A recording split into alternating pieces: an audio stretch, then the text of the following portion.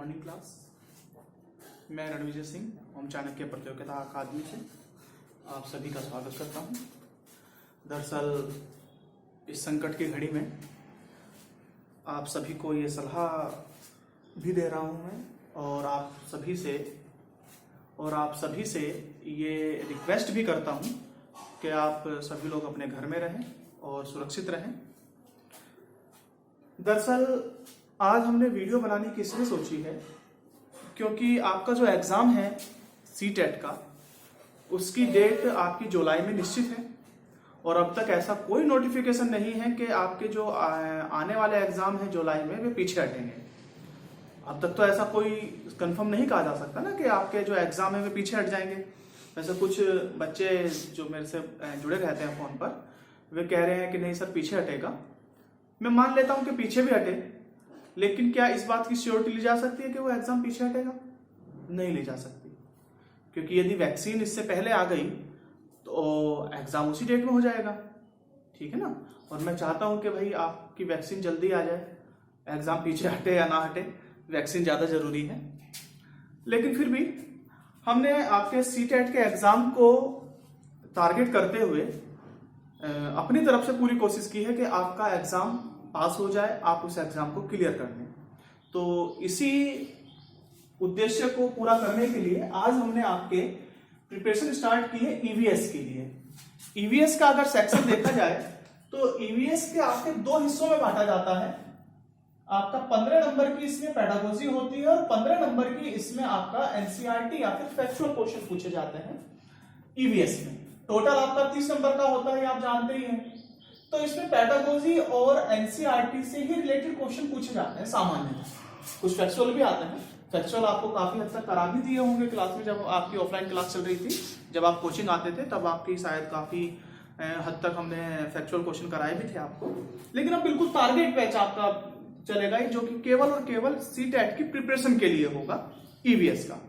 और मैं आपसे वादा कर सकता हूं कि आपका ईवीएस में आपके तकरीबन 30 में से 25 नंबर तक आ जाएंगे, ये मेरा आपसे वादा है। और आप जानते भी हैं, आपने जब एडमिशन लिया होगा तो किसी ना किसी रेफरेंस से लिया होगा। इससे पहले भी हमने जितने भी सीटेट के एग्जाम कराए हैं उनमें मेरे सब्जेक्ट मतलब ईवीएस में बच्चों के तकरीबन 25 से प्लस ही नंबर आए हैं। कुछ बच्चों के तो 28-29 तक नंबर थे। तो शुरू करते हैं इसको। तो इसमें देखते हैं पहला चैप्टर जो है आपका, मैं आपको आज 3rd क्लास की एनसीईआरटी करा रहा हूं और साथ साथ इसमें पेडागोजी को भी लेकर चलेंगे कि आप बच्चे को किस तरीके से पढ़ाते हैं। क्योंकि आपका यूपी टेट और सीटेट में सबसे मेन अंतर यही है। यूपी टेट आपसे मालूम करता है कि आपने पढ़ा क्या है आज तक, लेकिन सीटेट ये मानकर चलता है कि आपने पढ़ा है, लेकिन आप पढ़ाएंगे कैसे। क्योंकि पढ़ाना और पढ़ने में बहुत बड़ा अंतर होता है। बहुत से बच्चों को या फिर कहा जाए बहुत से व्यक्तियों को बहुत नॉलेज होती है, लेकिन वे उसको एक्सप्रेस नहीं कर सकते, वे उसको पढ़ा नहीं सकते, ठीक है ना। और वैसे भी आपको तो प्राइमरी के स्कूल के बच्चों को पढ़ाना है जो अभी कुछ नहीं सीखे हुए हैं, ठीक है ना। तो इसलिए आपको ये पता होना चाहिए कि आखिर बच्चे किस तरह सीखते हैं या उनको किस तरीके से सिखाया जा सकता है, ठीक है। तो इसमें एनसीईआरटी में आपका पहला जो चैप्टर है 3rd क्लास के एनसीईआरटी में, वो है डाल डाल पर ताल ताल पर, ठीक है। इस चैप्टर का ब्रीफ मैं आपको देता हूं। एक बच्चा है जो बीमार है, उसको बुखार है, तो उसकी मम्मी उसको स्कूल ना भेजकर बाहर कहती है कि आप जाकर आंगन में आराम कर लो या आंगन में जाकर सो जाओ। तो जब वो सो जाता है तो उसके ऊपर कोई पक्षी बीट कर जाता है, तो वो उठकर कहता है अरे मेरे ऊपर किसी ने बीट कर दी है, ठीक है। तो इसमें एक जानवर शब्द का इस्तेमाल हुआ है इस चैप्टर में। इसमें नीचे आपका दरअसल टीचरों के लिए हिंट दी जाती है कि आखिर टीचर उसको किस तरीके से पढ़ाए। तो आपको भी पता होना चाहिए कि बच्चों को आपको किस तरीके से पढ़ाना है। तो इसमें जो जानवर शब्द का इस्तेमाल किया गया है, तो बच्चा जो जानवर शब्द का इस्तेमाल करेगा वो चाहे वे कीड़े हो, पक्षी हो, स्तनधारी हो, यानी कि आपके चाहे वो मक्खी हो, मच्छर हो, या फिर कबूतर हो, चिड़िया हो, हाथी हो, इन सभी को वो जानवर शब्द के इस्तेमाल से जानेगा। मतलब जानवर ही इनका संबोधन करेगा। वो ये नहीं कहेगा नहीं जी जो बड़े जीव हैं वे आपके जानवर हैं, जो आपके जो उड़ने वाले हैं वे पक्षी हैं, जो आपके छोटे हैं वे इंसेक्ट या फिर आपके कीड़े मकोड़े, वो ये नहीं कहेगा, बल्कि वो सबको क्या कहेगा, जानवर शब्द कहेगा। समझ गए ना। तो केवल इतना याद रखना कि बच्चा जो है 3rd क्लास का बच्चा वर्गीकरण नहीं कर सकता। इन चीजों का इस्तेमाल एग्जाम में कैसे करेंगे वो हम बताएंगे आपको। दरअसल ऑप्शन में जब आपको यहां पर प्रॉब्लम दी जाती है कि तीसरी क्लास का बच्चा, एक तीसरी क्लास का बच्चा है, उसको ये पढ़ाना है, तो उसमें आपके ऑप्शन जो होंगे तो आप किस तरीके से पढ़ाएंगे, तो बच्चा वर्गीकरण नहीं कर पाएगा। तो जैसे आपको तीसरी क्लास के बच्चे की प्रॉब्लम दी जाएगी, नीचे ऑप्शन होंगे, तो जिस ऑप्शन में आपको वर्गीकरण दिखाई देगा वो वर्गीकरण वाला ऑप्शन आपका सामान्यतः गलत हो जाएगा। ठीक है ना। जब आपको सेट सोल्व कराए जाएंगे तब ये सब की सब चीजें आपके काम आएंगी। तो इसको केवल एक बार अच्छे से पढ़ लें और जब आपका एग्जाम के हम सेट कराएंगे तब इनको अप्लाई करें। दूसरा, इसमें एक पंचतंत्र का इस्तेमाल किया गया। पंचतंत्र एक दरअसल बुक है जो कहानियों की बुक है। इसमें खरगोश की और कछुए की जो कहानी है वे है, काफी सारी कहानी है, चूहे की और जो शेर की कहानी होती थी वो जो नेट काटता था, इस तरह की इसमें छोटे छोटे बच्चों की बहुत सारी कहानी है जिसमें आपका पंचतंत्र है। पंचतंत्र नाम से बुक है, उसमें संग्रह किया गया है इनका। केवल इतना याद रखना है कि पंचतंत्र है क्या। कई बार पूछ लेता है कि पंचतंत्र क्या है। कविताओं की बुक है, कहानियों की बुक है, एक ग्रंथ है जिसमें वेदों का जिक्र है, इस तरीके से पूछ सकता है। तो किस चीज की जो बुक है, केवल ये कहानियों की। अगला है जी इसमें जिग्सा। आखिर ये पता होना चाहिए कि जिग्सा क्या है। जिग्सा आपका होता है, आपने देखा भी होगा और बल्कि अब आता भी है एक जिग्सा, मोबाइल में गेम भी आता है। उसमें क्या होता है, छोटे छोटे अलग अलग टुकड़े होते हैं, किसी भी चित्र के अलग अलग टुकड़े होते हैं, उनको आपको क्रम से लगाना होता है। जैसे एक मोर का चित्र बना दिया जाए, मोर का चित्र बना दिया, मोर का पैर अलग, हाथ अलग, सिर अलग, पेट अलग, पंख अलग, इस तरह करके उन्होंने चित्र को काट दिया है। अब आपको उनको दोबारा से जोड़ना है, उसको कहते हैं जिग्सा। ठीक है ना। जिग्सा समझ गए आप, जिग्सा क्या होता है। अगला देखते हैं हम आपका, अब बच्चे को आखिर वर्गीकरण कैसे सिखाएंगे। बच्चे को तो नहीं पता ना, मैंने आपको भी बताया कि जानवर शब्द के लिए उसने किस चीज का इस्तेमाल किया, मतलब जानवर शब्द का इस्तेमाल उसने किस पर्पज से किया, सभी, मतलब मनुष्य को छोड़कर जितने भी उसको शब्द दिखाई दिए सब जानवर हैं। लेकिन उनको अलग अलग करने के लिए जो शुरुआत होती है, उसको स्टार्टिंग में तो आप नहीं कह सकते कि ये सरीसृप है, ये आपका स्तनधारी है, ये आपके पक्षी है, इस तरह तो नहीं कह सकते ना। तो क्या करेंगे आप, बच्चों को जानवरों को देखने के लिए कहेंगे और उनकी नकल करने के लिए कहेंगे, और फिर उनसे कहेंगे ये बताओ कि कौन सा जानवर उड़ सकता है, कौन सा जानवर पानी में रहता है, कौन सा जानवर आपका पेड़ों पर रहता है। इस तरह बच्चे उनको अलग अलग करेंगे हम कि हाँ ये पेड़ों पर रहने वाले जानवर हैं, ये उड़ने वाले जानवर हैं, ये पानी में रहने वाले जानवर हैं, ये रेंगने वाले जानवर हैं। उसके बाद आप धीरे धीरे, मैं ये नहीं कह रहा हूं कि 3rd क्लास में आप सिखा दोगे कि जो रेंगने वाले जानवर है ये सरीसृप है, या जो बच्चा देते हैं ये आपका स्तनधारी है, ऐसा नहीं सिखाएंगे। लेकिन आप उनको कम से कम अंतर करना सिखा सकते हैं कि ये अलग है और ये अलग है। अगली कक्षाओं में आप उनको सिखा सकते हैं कि देखो जो रेंग के चलते हैं ये सरीसृप हैं, जो बच्चे देते हैं, अब आपने देखा जमीन पर रहने वाले हैं, लेकिन जमीन पर रहने वाला तो मुर्गा भी है, जमीन पर रहने वाली छिपकली भी है, जमीन पर रहने वाले आपके गाय भैंस भी हैं, ये बच्चा देते हैं, ये अंडे देते हैं। आप उनको बताएंगे देखो जी ये आपकी स्तनधारी है, ये स्तनधारी नहीं है। ये बाद की बातें हैं, फिलहाल तो आप उनको केवल वर्गीकरण की यहाँ पर आप शुरुआत करा सकते हैं कि ये आपकी शुरुआत कैसे होगी। ये आपका पहला जो पार्ट था आपका डाल डाल पर ताल ताल पर, इससे ज्यादा इसमें कोई खास चीजें नहीं। ठीक है। अगला जो है आपका पार्ट का नाम है अगले का पौधों की परी। पौधों की परी में कोई खास चीज नहीं है। इसमें भी पौधों की परी में जो आपका है, केवल इसमें दिया गया है आपका कि एक मैडम है, इनकी मैडम जो है पौधों की परी बन जाती हैं और पौधों की परी बन के उनको बच्चों को अलग अलग पेड़ों को छूने के लिए कहती हैं। ठीक है ना। अब इसमें कोई खास चीज नहीं है, इसमें केवल 2-4 चीजों का इस्तेमाल किया गया है जो फैक्चुअल है, डायरेक्ट फैक्चुअल है। दरअसल एक मशहूर कलाकार हैं जिनका नाम है विष्णु चिंचालकर। क्या नाम है इनका? विष्णु चिंचालकर। इसको मैं साफ कर दे रहा हूं। आप इसको अगर उतारा ना हो तो वीडियो को पॉज करके आप इसको उतार सकते हैं। ठीक है। और क्योंकि थोड़ा सा स्पीड से बढ़ाना पड़ेगा, क्योंकि वीडियो यदि लंबी हो जाएगी तो उसमें भी समस्या आती है, तो आप उसको अपने आप पॉज करके कर सकते हैं। तो मैंने आपको दूसरे चैप्टर का नाम बताया पौधों की परी। इसमें मैंने आपसे जिक्र किया है विष्णु चिंचालकर। ये कलाकार हैं। दरअसल ये पत्तों से चित्र बनाते हैं। पत्तों से आपने देखा होगा कई बार एक बहुत कॉमन चित्र है हमारे यहाँ पर गणेश जी का। क्या करते हैं, उसमें पीपल का पत्ता लेते हैं, एक पीपल का पत्ता बीच में रखा इस तरीके से। वैसे मैं कलाकार नहीं हूं लेकिन फिर भी कोशिश कर सकता हूं। एक यहां रखा, एक यहां रखा, इस तरह करके गणेश जी बनाने की कोशिश करते हैं लोग। तो ये जो है इस तरीके के चित्र बनाते हैं। ये इंदौर के रहने वाले हैं, मध्य प्रदेश इंदौर के। क्योंकि इसमें दरअसल आपसे कई बार फैक्ट भी पूछ लेते हैं कि विष्णु चिंचालकर किससे संबंधित हैं। तो किससे हैं? पत्तों से चित्र बनाने वाले कलाकार। या विष्णु चिंचालकर कहां के रहने वाले हैं? कहां के रहने वाले हैं? इंदौर, मध्य प्रदेश। ठीक है।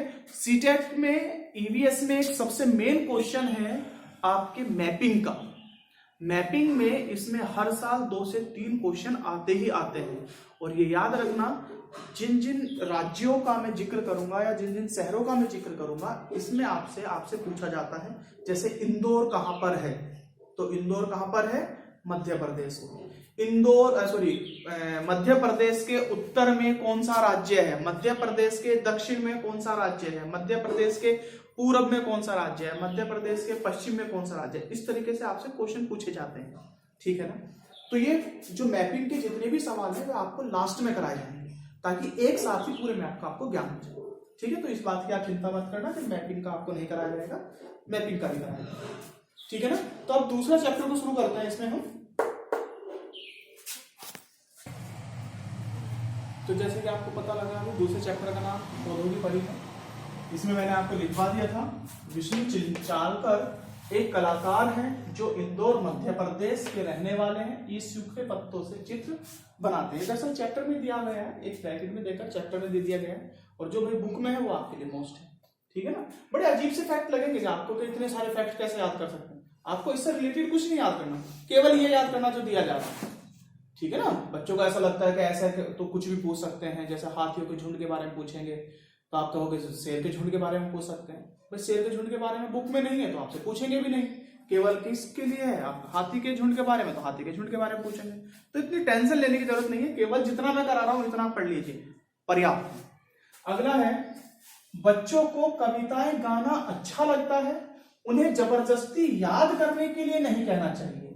अच्छा होगा कि सभी बच्चे कक्षा में एक साथ रहें। अब कहेंगे इससे क्वेश्चन कैसे आएगा? दरअसल ये डायरेक्ट फैक्ट तो है नहीं, तो इससे डायरेक्ट फैक्ट का क्वेश्चन नहीं आएगा। मैंने जो कहा था ना कि 15 क्वेश्चन आपके पेडागोजी के भी हैं, तो ये पेडागोजी में रिलेटेड हो जाएगा। ये दरअसल बच्चों की बुक में नहीं लिखा हुआ है, बच्चों के नीचे लिखा हुआ है। दरअसल एनसीएफ 2005 जब से बना है तो उन्होंने टीचर को गाइडलाइंस भी दी हैं, और एनसीएफ 2005 में गाइडलाइंस ही हैं। आपने एनसीएफ 2005 पढ़ा भी होगा। एनसीएफ 2005 का उद्देश्य ही है बच्चे को रटाया ना जाए, रटाने से अलग उसको समझाया जाए और बच्चे को खुद से सीखने के लिए प्रेरित किया जाए। और इसीलिए इसमें कहा है कि जबरदस्ती याद कराना नहीं चाहिए। याद रखना, जबरदस्ती याद तो किसी भी सब्जेक्ट में, चाहे मैथ की पेडागोजी हो, चाहे आपका हिंदी की पेडागोजी हो, किसी भी उसकी इस तरह की पेडागोजी हो, यदि आपसे कहा जा रहा है कि जबरदस्ती याद कराना जहां पर भी आ जाए, उसको आप क्या कर दें? उस ऑप्शन को आप कट कर दें। तो यहां से आपका ये पेडागोजी का पोर्शन हो रहा है। याद रखना, कविता या कहानी सुनने से बच्चों की सृजनात्मक क्षमता बढ़ती है। इन चीजों को नोट करते चले कहीं ना कहीं, क्योंकि ये चीजें आपको पेडागोजी में बहुत मदद करेंगी। जब आप इसको पेपर को सोल्व करेंगे तब यही बातें आपको याद आएंगी। ठीक है ना। और अच्छा होगा कि सभी बच्चे कक्षा में एक साथ मिलकर गाएं। आपको याद होगा जब आप बचपन में पहाड़े याद किया करते थे तो कैसे करते थे? एक बच्चे को खड़ा किया जाता था और बाकी सभी बच्चे उसके साथ साथ दोहराया करते थे। कैसे? 2 1 2, तो उधर से आवाज आती थी 2 1 2। इससे होता क्या है, बच्चों को दरअसल मानते हैं हम कि हाँ कुछ चीज रटाई जा रही है, लेकिन ये बच्चे को अच्छा लगता है, और जो काम बच्चे को अच्छा लगता है उससे बच्चा सीखता भी है। ठीक है ना। तो बच्चा उससे सीखता रहता है। अगला आते हैं हम, बच्चों को किसी एक पेड़ से रिश्ता बनाने के लिए प्रेरित करें, उसे पानी दें, उसकी देखभाल करें, जिससे पर्यावरण के प्रति उसका लगाव बढ़े और बच्चे संवेदनशील बने। सॉरी, संवेदन वहां लिख दिया, सील यहां पर लिख दिया, इसको एक जगह लिख लें, एक ही शब्द है ये, संवेदनशील बने। ठीक है ना। इससे बच्चे क्या बनेंगे? संवेदनशील बनेंगे। और ये सवाल आपके एग्जाम में कई सालों में पूछा गया है। दरअसल ऐसे नहीं पूछा जाता जिस तरह लिखा हुआ है, यहां से तो क्वेश्चन निकलेगा। कैसे निकलता है? बच्चों को पर्यावरण के प्रति संवेदनशील कैसे बनाया जा सकता है। याद रखना, चारों ऑप्शन बड़े अच्छे होते हैं, लेकिन सबसे अच्छा ऑप्शन जो होगा, बच्चों को पेड़ों को गोद लेने के लिए कहा जाए। या तो ऑप्शन में इस तरह से दिया होगा, या फिर कहा जाए कि बच्चों को एक एक पेड़ उनकी देखभाल के लिए दिया जाए। ये सबसे अच्छा ऑप्शन होता है बच्चों को संवेदनशील बनाने के लिए। आप खुद देख लीजिए, आप रोड पर कुत्ते को देखते हैं, उसको आप पत्थर उठा के मार देते हैं, लेकिन आपके घर में जो कुत्ता पल रहा होता है उसको कोई गाली भी दे दे तो आपको क्या लगता है? बड़ा बुरा सा लगता है। इनफैक्ट गाली छोड़िए, उसको कोई कुत्ता कह दे तो आपको बहुत बुरा लगता है कि अरे इसको कुत्ता कैसे कह दिया। तो जिस पेड़ की आप देखभाल करते हैं वो आपके एक तरीके से बच्चे जैसा हो जाता है, ठीक है ना। तो बच्चा जब उस पेड़ को पाल पोस कर बड़ा करेगा तो उसको काटने की तो वो सोचेगा भी नहीं, और बच्चा क्या होगा? पर्यावरण के प्रति क्या हो जाएगा? संवेदनशील होता चला जाएगा। तो ये जो है आपके कुछ पेडागोजी के क्वेश्चन है। मैं याद रखना, एनसीईआरटी से जो भी पेडागोजी निकलती है ये सारी की सारी एनसीएफ 2005 के अनुसार निकली है, और एनसीएफ 2005 के अनुसार ही आपको आंसर देने होते हैं। यहां तक कि आपके सिलेबस में भी एनसीएफ 2005 है, जो आपको पढ़ना होता है साइकोलॉजी वाले पोर्शन में, चाइल्ड डेवलपमेंट वाले में, ठीक है ना।